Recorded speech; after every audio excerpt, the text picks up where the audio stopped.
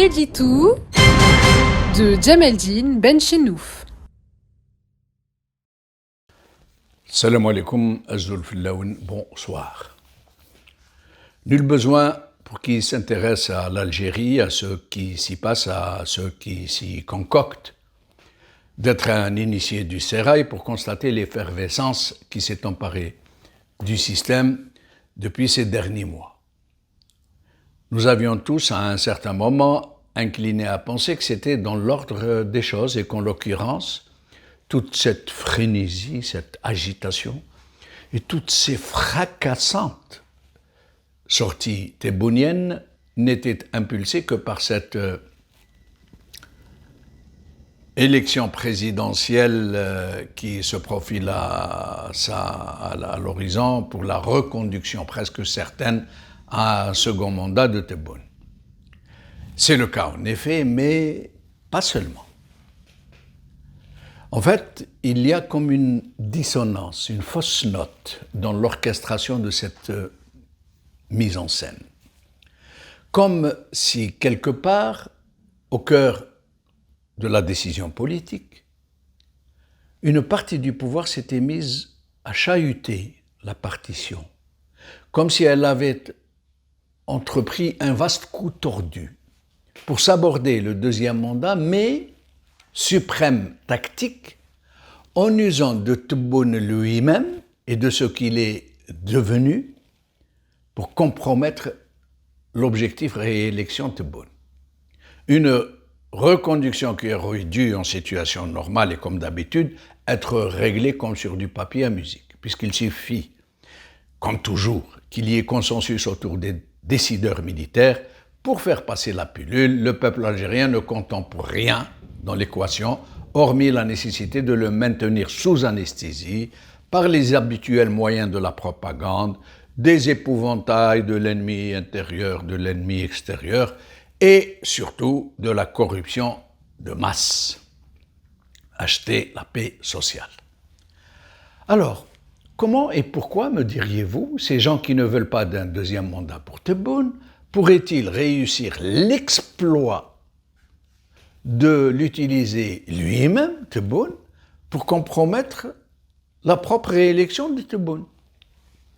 Il est vrai que c'est là une thèse qui semble plutôt farfelue, je dirais même complètement loufoque, puisque non seulement M. Tebboune est un vieux briscard, et qu'il connaît parfaitement les méthodes de ce système dont il a fait partie depuis plus de 50 ans, qu'il est suffisamment rodé pour ne pas se laisser berner de façon aussi grossière, et qu'il est entouré de gens, d'une foultitude de gens, d'experts, de conseillers, tout aussi, sinon plus avertis que lui-même, à plus forte raison qu'ils viennent presque tous des services. Oui, en toute logique, un scénario Tebboune contre Tebboune semble tout à fait impensable. Mais il fallait compter avec d'autres éléments en présence. D'abord, que M. Tebboune n'est plus celui qu'il était avant d'être bombardé président. C'est un tout autre personnage, complètement transformé, aux antipodes de ce qu'il était. Autant il était patient, attentif aux autres, d'une souplesse de roseau, insaisissable, effacé, autant aujourd'hui, ne parvenant pas à assimiler son nouveau statut, à l'avaler, à l'assimiler, qu'il n'aurait pas osé dans ses rêves les plus fous, il semble avoir basculé dans la mégalomanie, être frappé de suffisance. Il n'en finit pas de transgresser toutes les subtiles limites de ses fonctions, comme s'il cherchait à prendre sa revanche sur ce qu'il avait subi d'humiliation dans son passé récent, comme s'il cherchait à entrer dans le personnage qu'il tente de vendre à l'opinion publique, une sorte de réincarnation de Boumedienne, un homme providentiel qui n'a peur de rien, qui a cassé sa marche arrière, qui a enfin rencontré son destin et qui va laisser son nom à la postérité, à l'histoire de l'Algérie. Il n'écoute ses conseillers que s'ils vont dans son sens, dans le sens de ses lubies, que s'ils le confortent dans celle-ci. Et ces gens, habiles manœuvriers, parasites gloutons et flatteurs professionnels, sont entrés dans son délire. Ils vont dans son sens, se pâment d'admiration devant la plus loufoque de ses sorties, ne corrigent aucun des chiffres hallucinants, exorbitants qu'il déclare publiquement, et n'en finissent plus de rajouter de l'huile à sa flambée délirante. Des forces opportunistes politiques au sein du régime n'attendaient qu'une telle aubaine. Ils avaient été évincés, poussés à la périphérie du pouvoir par une très complexe combinaison de circonstances, mais ils ont gardé des leviers de contrôle et d'action.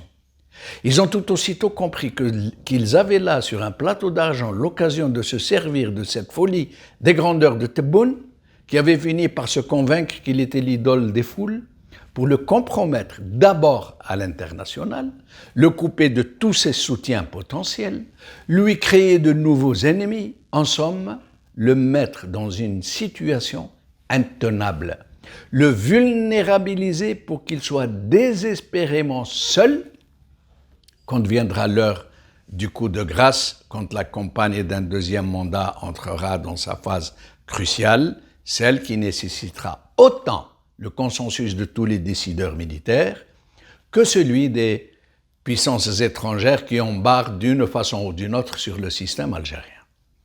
C'est ainsi, et pour ne citer que quelques-unes de ce qui est arrivé et qui lui seront fatales et dans lesquelles il a foncé les yeux fermés, qu'il s'est laissé piéger dans la persécution des chrétiens évangéliques d'Algérie, dont tout le monde sait qu'ils sont les protégés des Américains.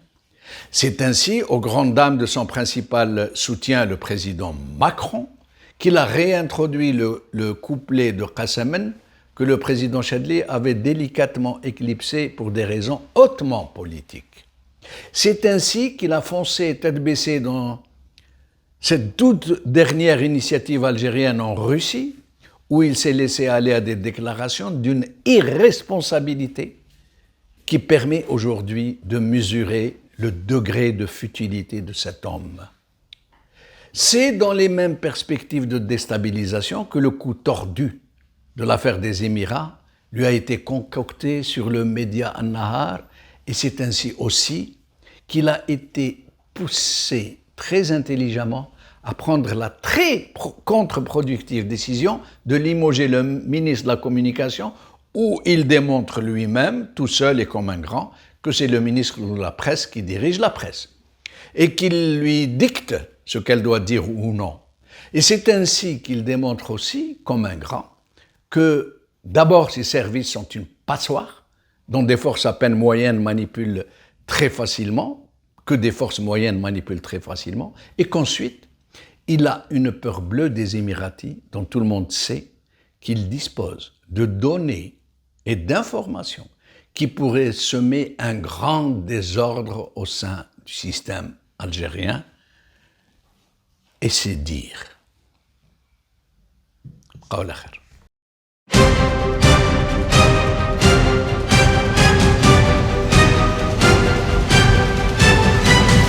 L'édito de Djemeldine Benchenouf.